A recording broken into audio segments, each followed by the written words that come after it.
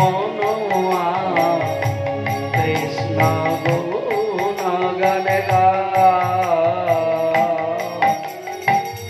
হরি গুণ গান গাও রে মনোয়া কৃষ্ণ গুণ গান গা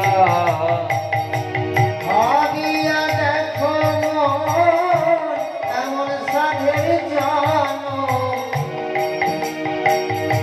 ভাবিয়া দেখো এমন সাধের জানো তেরে পাও কি না পাও রে মনোয়া কৃষ্ণ গুণ গান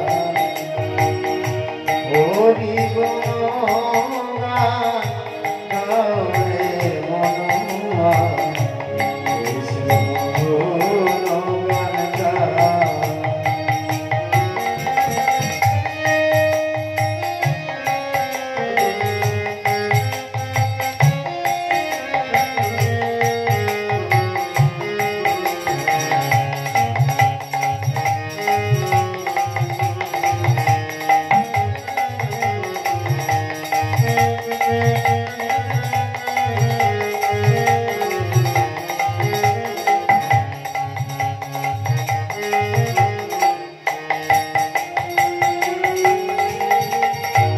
প্রেম ঢাকমা দিবস রজনী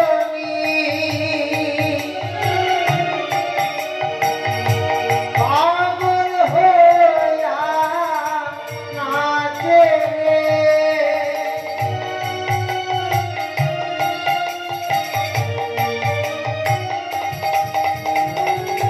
প্রেম ঢাকমা দিবস রজনী পাগল হইয়া নাচে রে পাও যদি হেন যান ওরে আমার বোধ রাধে প্রেম ঢকমক দিবস রজনী পাগল হইয়া নাচে রে। দেখুন আমি যাকে ভালোবাসবো তার কথাই কিন্তু বারবার মনে পড়বে। ভগবান হলো অনিত্য,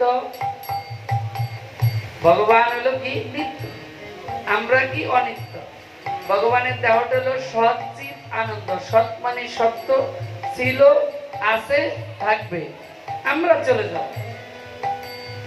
তাই যিনি ভগবানকে ভালোবাসতেন বা ভগবানের কমল চরণ হৃদয়ে ধারণ করেছেন, তিনি ভগবানের নামে মত্ত থাকবে। তিনি সংসার করলে সংসার মন থাকবে না। ভগবানের জন্য বাজার করবেন, ভগবানের জন্য বাড়ি করবেন, ভগবানের জন্য সন্তান উৎপাদন করবেন, এতে সংসারে মোহে পড়বেন না।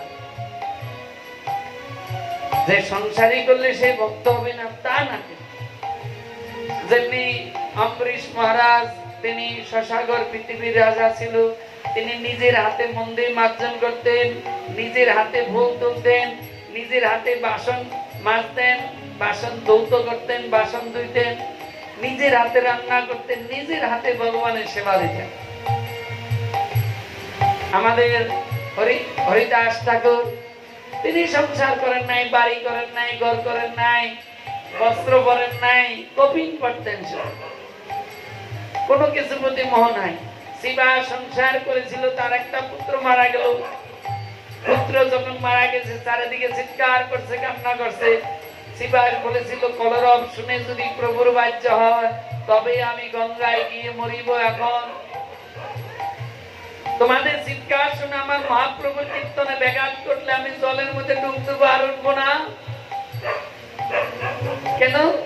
অর্থ, নারী আর সম্পত্তির প্রতি তার লোভ ছিল। তাই মাগো এহেন সাধু সঙ্গ করে বা এহেন গুরুদেবের চরণ ধরে যদি আমরা ভজনা করতে পারি, সাধন করতে পারি, তাহলে কি হবে? মন আমাদের ভগবানের চরণে চলে যাবে। তাই আজকে পদকর্তা বলছে, দেখো বিষয় বাসনা তো তোমরা ছাড়তে পারছো না, বাসনা চলে যাবে কি? সাধুর চরণ ধরো। তাই বললেন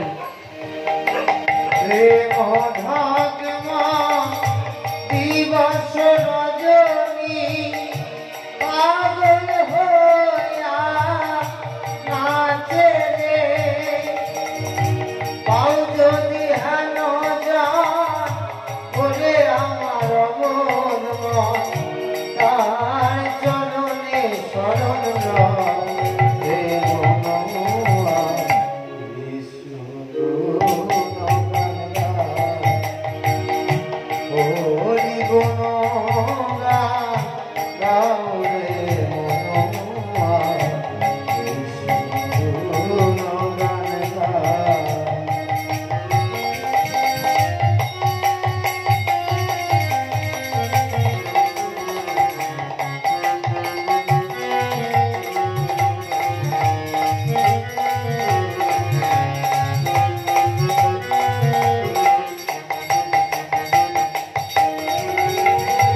সংসার নিত্য মরণ সত্য,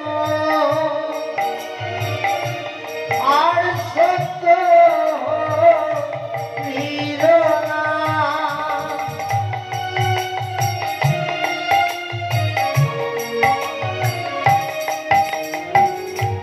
সংসার নিত্য মরণ সত্য, আর সত্য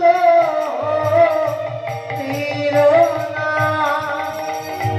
হরি হরি বলো, সাধুর সাথে চলো।